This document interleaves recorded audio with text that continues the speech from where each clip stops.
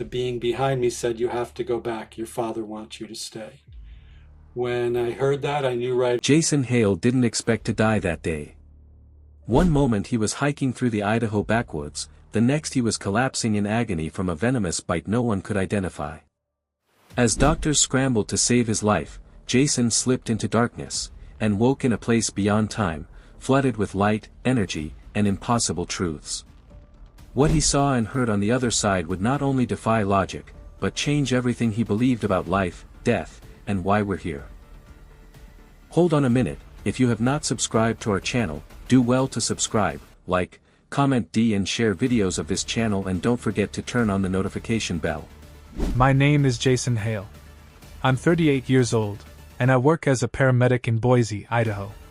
I've spent over 15 years in the field, answering emergency calls, helping people through some of the worst moments of their lives. I've seen death up close more times than I can count. You get used to it, or at least you tell yourself you do. But nothing in all those years prepared me for what I went through myself. People always assume that because I work in medicine, I'm either deeply religious or totally scientific. The truth is, I've always sat somewhere in the middle. I was raised in a home where we believed in God, but not in a strict way.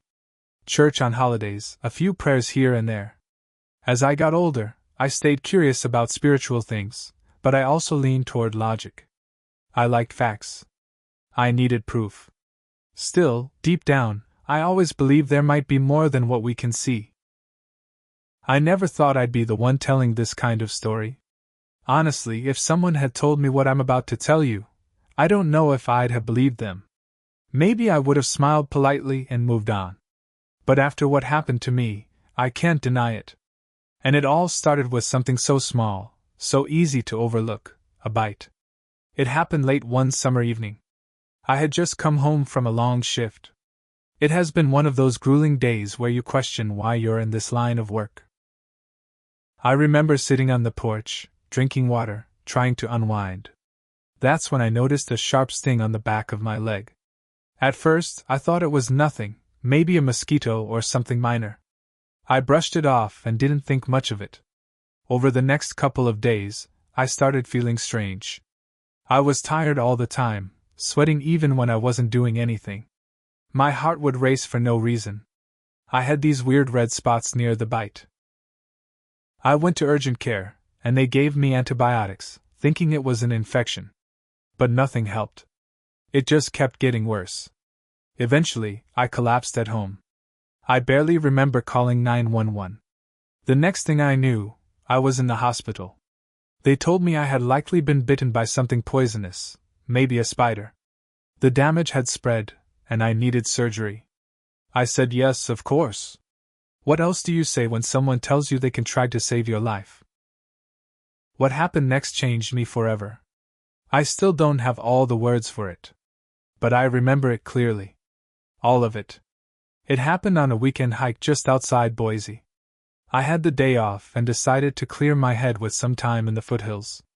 It was quiet, peaceful, the kind of day that makes you feel lucky to be alive. I took a trail I'd done before, nothing difficult, and I remember sitting down on a rock to rest. That's when I felt a sudden, sharp pain on the back of my calf. I turned around quickly, but whatever bit me was gone. At first, I didn't think much of it. I'd been bitten by bugs before, mosquitoes, ants, even bees. This didn't seem much different.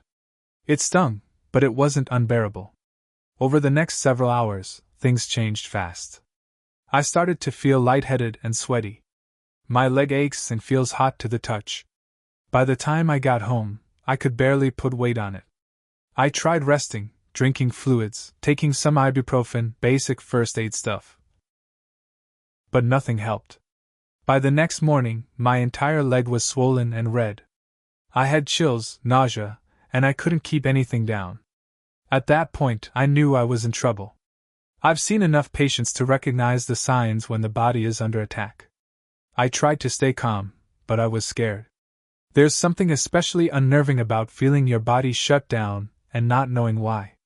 I finally called a friend and asked them to drive me to the ER.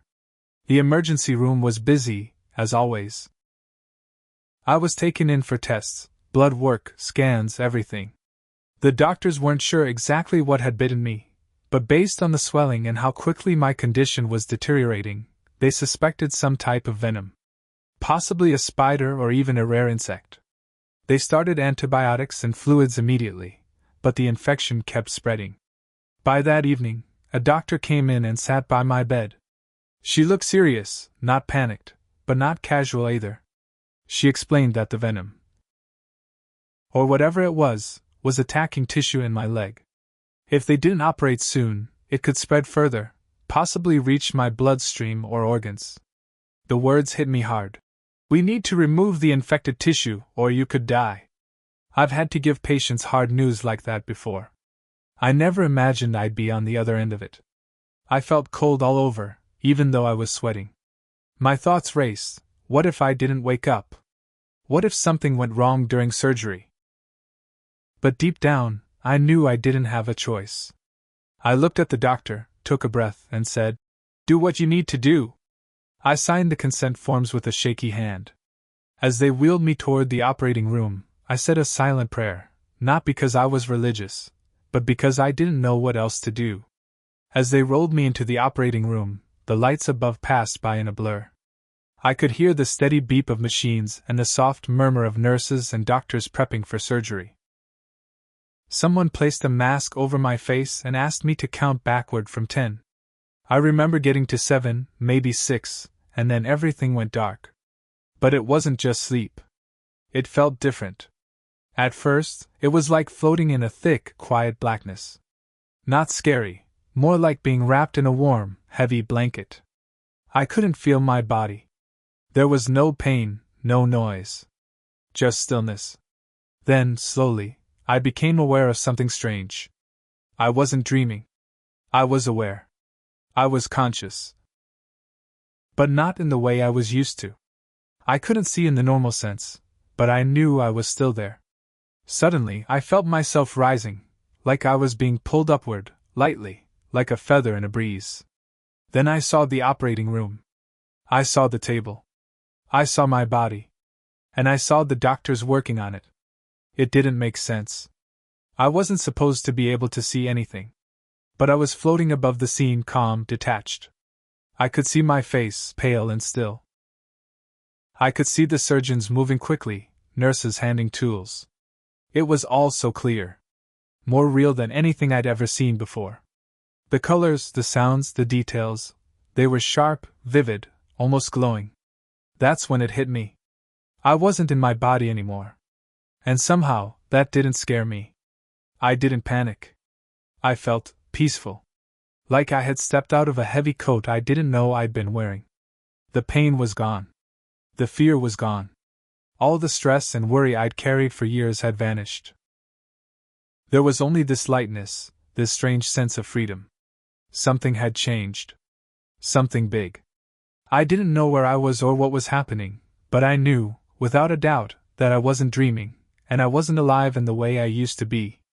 I don't know how long I hovered there above my body, watching the surgery, but at some point, the scene faded.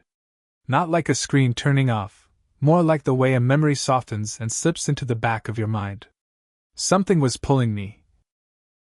Gently but firmly, away from the room, away from the world I had always known. And then, I was somewhere else.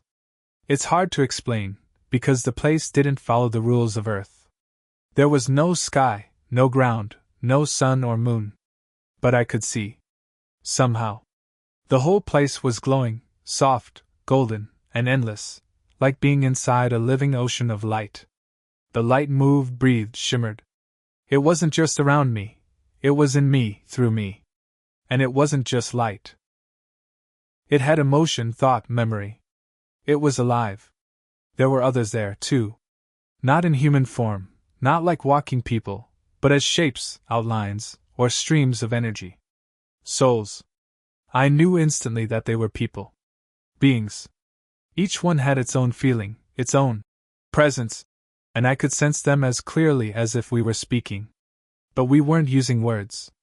Thoughts, feelings, and full understandings passed between us instantly. It was like being completely known without having to explain anything. There was no hiding. No shame. No fear. Just full truth and love. I felt myself moving, not walking or floating in the way we know, but just flowing. I was being drawn deeper into this realm. As I passed through waves of this light, I felt layers of myself peel away, layers of regret, stress, doubt, and pain. I didn't even realize how heavy I had been until all of it was gone. I was weightless, not just in body, but in spirit. I had never felt so free. And with that freedom came a strange kind of knowing. It's hard to explain, but I suddenly understood things I'd never thought about before. Questions I'd carried my whole life, about purpose, about life and death, about pain and love, were answered all at once, not in a lecture, but in pure understanding. It was as if the truth was part of the air I was breathing. I knew I had a soul. I knew we all did. And I knew this realm was our true home, not the earth. The other souls moved around me, some quickly, some slowly, but none aimlessly. They had purpose. They radiated joy, clarity, and deep peace. I felt welcome, like I had returned to a place I'd long forgotten. It was familiar yet new. Beautiful, but beyond beauty as we define it. There were no shadows, no fear, only a constant sense of being held in something much greater than myself. This place didn't just feel real. It felt more real than anything I'd ever known. And somehow I knew I wasn't dreaming, and I wasn't lost. I was home. As I moved deeper into the light, I became aware of one presence in particular. It was like everything else faded slightly, and this one soul became clearer, brighter. I didn't see her with eyes the way we do on Earth, but I recognized her all the same. She had the shape of a woman, older, surrounded by a soft glow that pulsed gently like a heartbeat. She didn't speak, but I felt her acknowledgement right away. It was like she knew everything about me without needing to ask. My childhood, my fears, my mistakes, the weight I carried that no one else could see, she understood all of it. And she didn't judge me for any of it. The feeling that washed over me was hard to describe. It wasn't just kindness. It was total acceptance. I was completely seen, and completely loved. Her presence had warmth to it, like the comfort of a grandmother's hug, but it went deeper than that. It felt like she had known me forever, like she was part of me in some way. Not in a romantic or emotional way, but in a soul-deep way, like our spirits had shared a connection that went beyond this lifetime. I didn't know her name, but I knew her. That knowledge came from somewhere deeper than memory. What surprised me was the way I could zoom in on her. Not with eyes or ears, but with whatever part of me was fully in spirit now. It was like tuning a radio and getting a clear signal. As I focused on her, I could feel her thoughts, not words, but pure ideas and feelings flowing into me. She was telling me, without saying anything, that everything I had ever gone through mattered. That nothing had been wasted, and that all the pain had meaning. I started to cry, but there were no tears. Just a release of emotion so strong I didn't know I'd been holding it in. This soul, this being, had reminded me of something I didn't even realize I'd forgotten, that I was loved, that I had always been loved, and that I belong. At that moment, I didn't want to leave. I didn't even remember what I had come from. All that existed was peace. As I continued to drift through that realm, surrounded by light, and still feeling the presence of the soul I had connected with, something began to settle deep within me, something powerful and quiet. It wasn't spoken. It wasn't explained. It simply was. The message became incredibly clear: everything is okay. It has always been okay. That realization came like a wave. I felt it in every part of me. Every pain I had ever felt, every loss I had ever mourned, every moment I'd spent worrying or regretting, it was all part of something so much bigger. Not just bigger in size or time, but bigger in meaning. Down on Earth, we only see pieces, and those pieces hurt. But from this place, it was as if I could see the whole picture. And in that picture, nothing was wasted. Nothing was random. I understood that our suffering, while incredibly real and painful while we're experiencing it, plays a role in shaping us. It stretches us, deepens us. It pulls out parts of us that we might never find otherwise: strength, compassion, forgiveness, humility. In this place, it was like I could feel the why behind all the hard things I'd lived through. They weren't punishments. They were invitations. Opportunities to grow, even when it didn't feel like it at the time.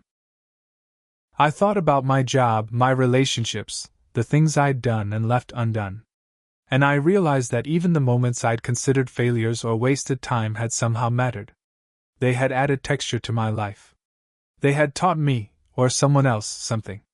In this realm, nothing was meaningless. The comfort that followed was overwhelming. It wasn't just emotional, it felt spiritual, like something inside me was finally being held.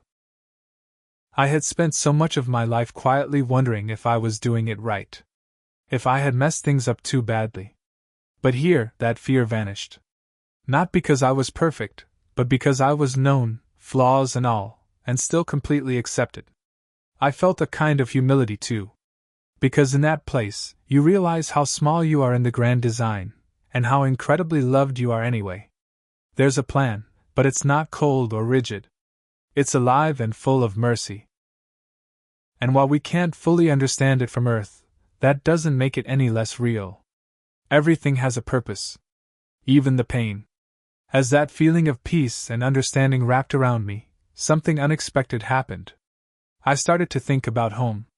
Not in a longing way at first, more like a gentle curiosity.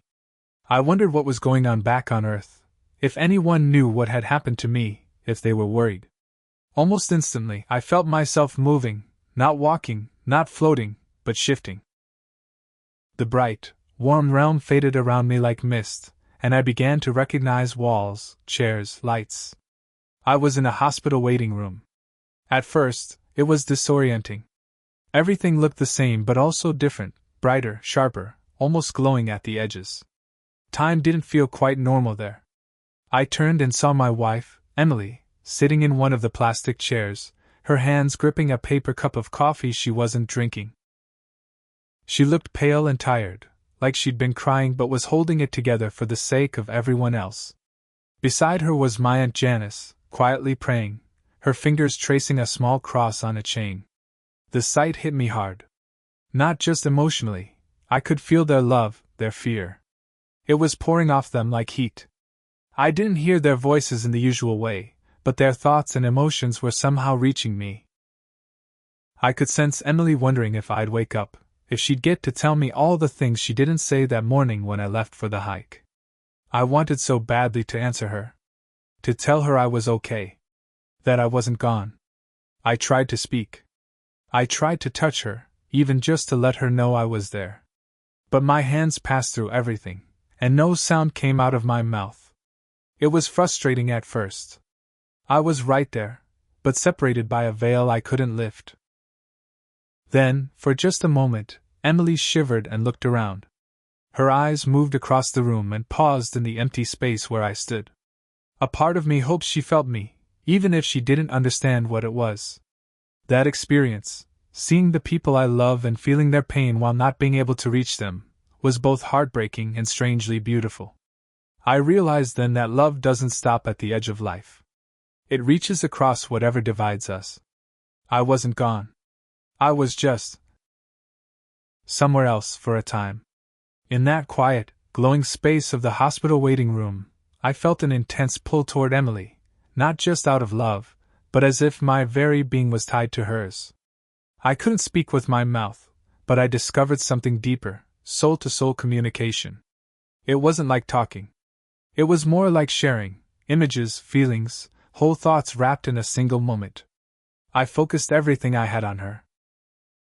I poured into her the sense that I was okay, that I wasn't afraid, that I loved her beyond what words could ever describe. To my surprise, something passed between us. She didn't flinch or look up this time, but her eyes welled up suddenly, as if she'd heard something deep inside. I could feel her responding, not with words, but with a wave of confusion and comfort all at once. And then I saw it. A memory of hers that rose to the surface. One of our earlier hikes where we stopped near a stream and watched dragonflies skim across the water. She had told me that day, "If anything ever happens to you, find a way to tell me you're still here. I had forgotten that. But she hadn't. So I sent her a vision of that moment, clear as glass. The water, the dragonflies, the sun on her face. I didn't know if it would stay with her. I just hoped it would. Much later, days after I came back. When I was finally strong enough to sit up in bed and talk, I asked her a strange question. Do you remember the hike by the stream?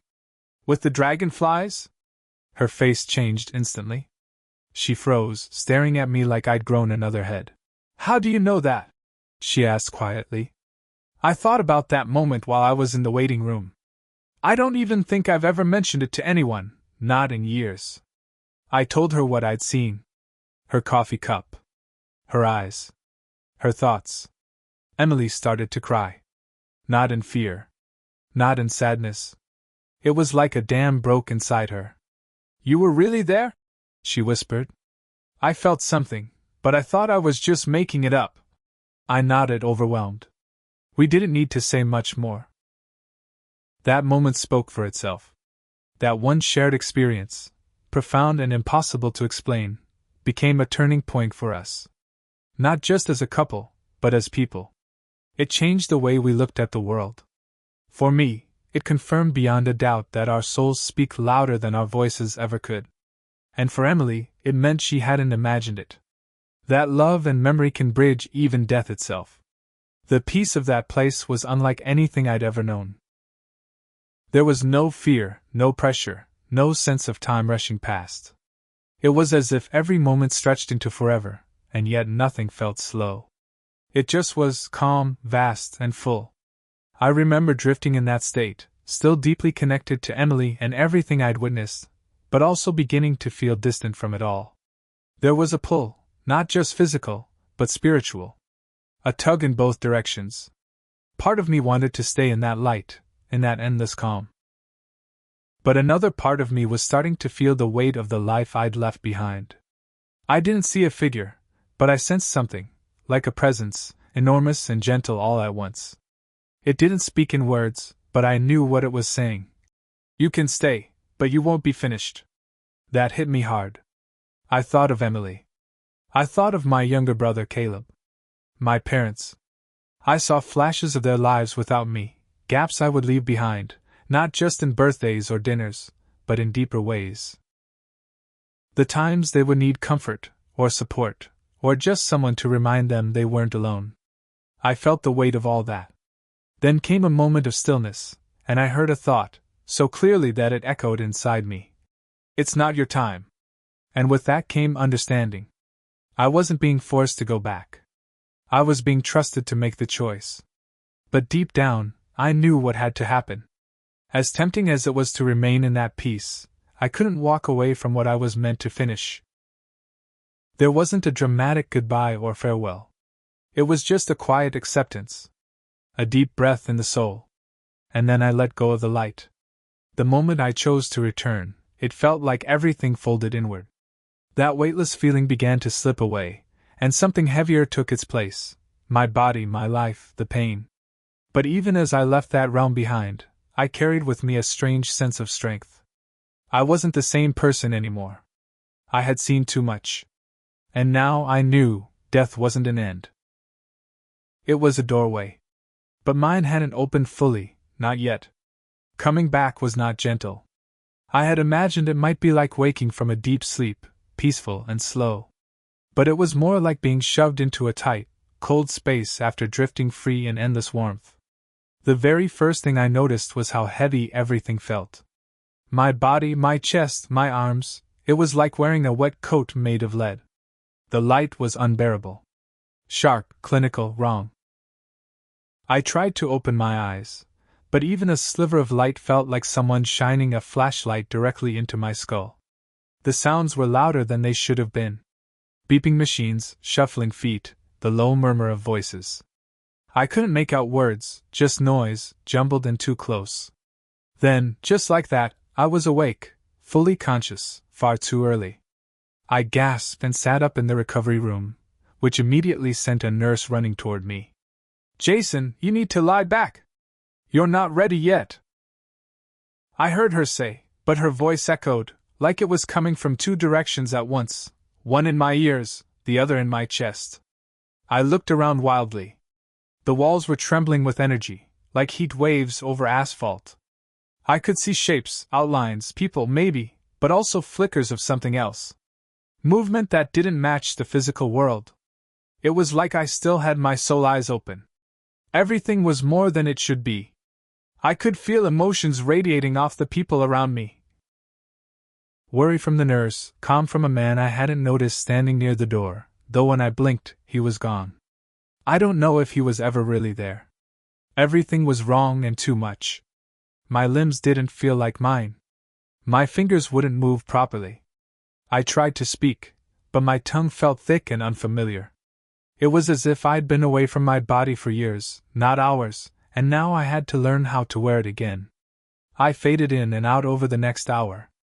Nurses talked to me. Emily came in at one point, though I could barely hold my eyes open to look at her.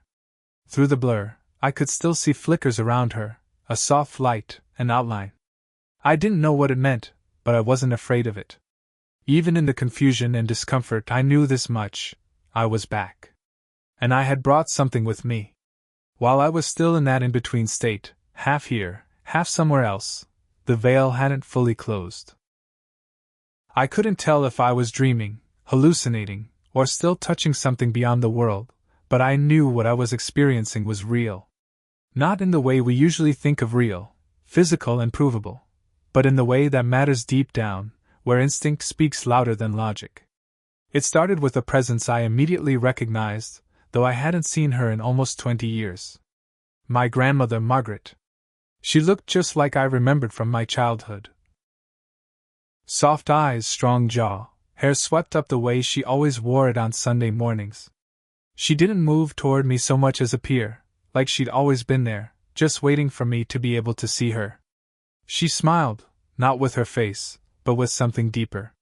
It was the kind of smile that goes straight to your bones and makes you feel safe in a way words can't explain. She said nothing out loud, but I heard her all the same. Her voice didn't come through my ears. It arrived fully formed in my chest. Tell Janice I never blamed her.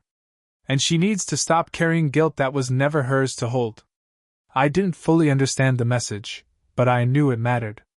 I knew it was urgent. Later that day, when I was well enough to sit up and speak, Janice came into the room. She was trying to act composed, but I could see the tension behind her eyes. I told her what Margaret had said. At first, she just stared at me. Then her mouth opened slightly, and tears started falling. She didn't try to stop them. She knows? She whispered. She really knows? Janice then told me something she'd never shared with anyone, not even Emily. Years ago, toward the end of Margaret's life, Janice had missed a phone call. It was the last call our grandmother ever made. By the time Janice tried to return it, Margaret had slipped into a coma. She never woke up. Janice had carried that guilt for decades, believing maybe she could have said goodbye, could have comforted her mother in her final hours. It haunted her in quiet moments. Now, here I was, delivering a message from beyond telling her to let it go. That moment changed everything for her. She hugged me and sobbed quietly, finally releasing something she'd buried deep inside. There were other messages too, flashes I couldn't fully hold on to. A feeling about my father's health. A strange image of my son drawing with a red crayon, which turned out to be exactly what he was doing when I was in surgery. Words meant for Emily, some of which stayed with me, others that slipped away the moment I woke fully. It was like trying to bring back water cupped in your hands. Some of it always runs through your fingers. But the ones that stayed? They had weight. They had purpose. And they reminded me that what we do here matters.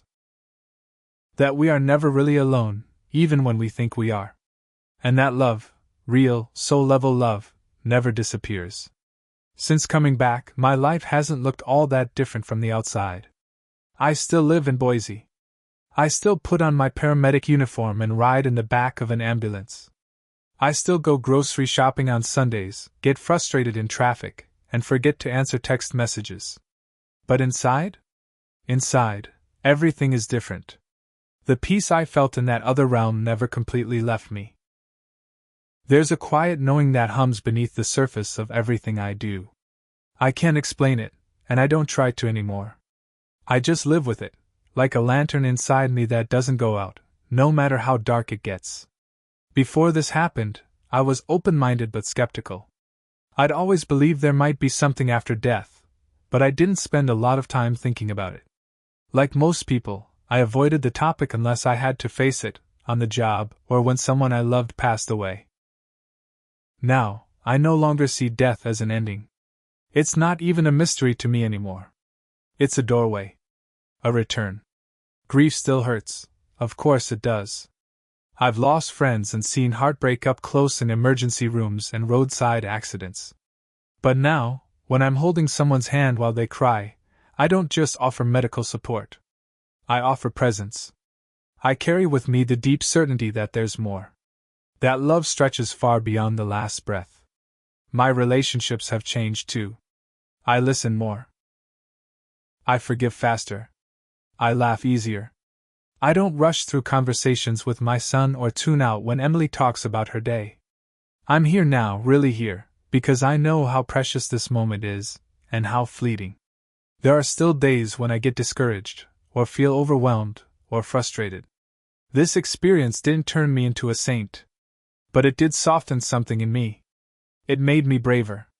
I don't fear what's coming anymore. I don't cling so tightly to control. I know that whatever happens, I'm not alone. None of us are.